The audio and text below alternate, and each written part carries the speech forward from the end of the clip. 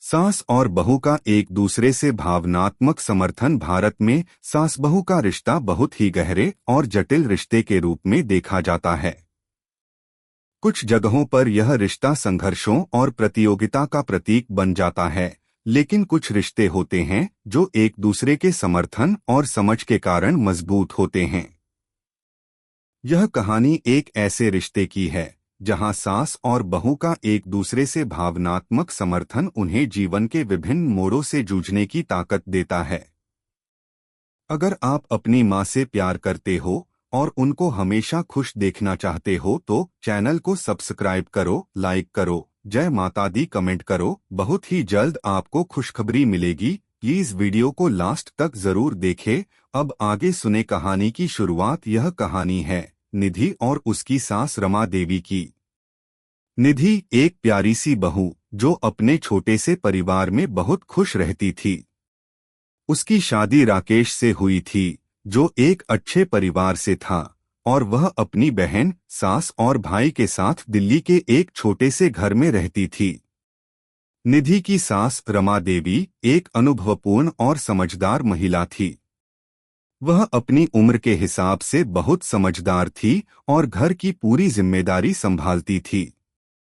रमा देवी का जीवन भी बहुत उतार चढ़ाव से भरा हुआ था, लेकिन उसने हमेशा अपने परिवार को एकजुट रखा था। निधि और रमा देवी के बीच पहले कुछ महीनों तक सामंजस्य नहीं था।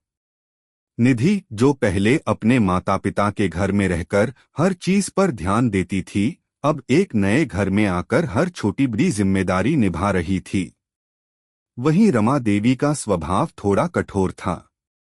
वह अपने तरीके से सब कुछ करना चाहती थी और कभी-कभी यह निधि के लिए चुनौतीपूर्ण हो जाता था।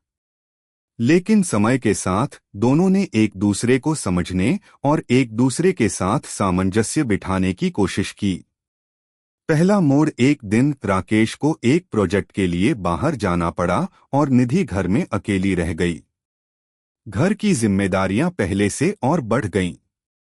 रमा देवी ने निधि को पहले से बताया था कि उसे सब कुछ अच्छे से संभालना होगा, लेकिन आज वह किसी काम में हाथ नहीं बटा पाई क्योंकि वह बिस्तर पर बीमार थी। निधि ने रमा देवी की हालत को देखा और समझा कि इस समय उनकी मदद करना जरूरी है। उसने तुरंत रमा देवी के पास जाकर कहा, माँ, आप आराम कीजिए, मैं सब काम संभाल लूंगी। आपको चिंता करने की जरूरत नहीं है। रमा देवी की आंखों में आंसू थे क्योंकि वह जानती थी कि निधि न केवल घर की जिम्मेदारी निभा रही थी, बल्कि अब वह उसे भावनात्मक रूप से भी सहारा दे रही थी। इस घटना के बाद रमा देवी ने निधि से अपनी भावनाओं को साझा किया। बेटी, तुमने मुझे समझा। कभी कभी मुझे लगता था कि दुनिया में कोई मुझे समझ नहीं सकता, लेकिन तुमने मुझे दिखा दिया कि रिश्ते केवल देखभाल और काम में नहीं, बल्कि एक दूसरे के लिए समय निकालने और सहारा देने में होते हैं। निधि ने मुस्कुराते हुए कहा, माँ, आप मेरे लिए सिर्फ सास नहीं हैं, आप मेरी मार्गदर्शिका भी हैं। मैं कभी भी आपका साथ छोड़ने का सोच भी नहीं सकती। सशक्त बनने की यात्रा। समय के साथ निधि और रमा देवी का रिश्ता और भी मजबूत होता गया। वे एक दूसरे की भावनाओं को समझने लगीं और एक दूसरे के जज्बातों की कदर करने लगीं। रमा देवी को भी यह महसूस होने लगा कि उसने अपनी जिंदगी के कई सालों तक अकेले ही अपने परिवार को संभाला था, लेकिन अब वह अपनी बहू के साथ अपने अनुभव बांट सकती है। एक दिन निधि की जिंदगी में एक और बड़ा मोड़ आया। वह गर्भवती थी और उसे बहुत घबराहट हो रही थी। डॉक्टर ने कहा कि उसे शांति और आराम की जरूरत है। निधि को अपनी चिंता दूर करने का तरीका नहीं मिल रहा था, लेकिन रमा देवी ने उसे घबराने के बजाय उसकी स्थिति को समझा। रमा देवी ने कहा, बिल्कुल घबराओ मत, तुम्हारे साथ हूं। हर चीज का समाधान होता है, तुम बस थोड़ा धैर्य रखो। रमा देवी ने अपने अनुभवों से निधि को ढांढस दिया और उसे जीवन के इस नए मोड़ को समझने में मदद की। रमा देवी ने बहू के लिए कई परंपरागत घरेलू उपाय सुझाए, जिससे निधि को शांति और आराम मिला। उन्होंने साथ में समय बिताया और निधि को यह एहसास हुआ कि सास सिर्फ घर के काम करने वाली नहीं, बल्कि एक संरक्षक और मार्गदर्शिका भी होती हैं।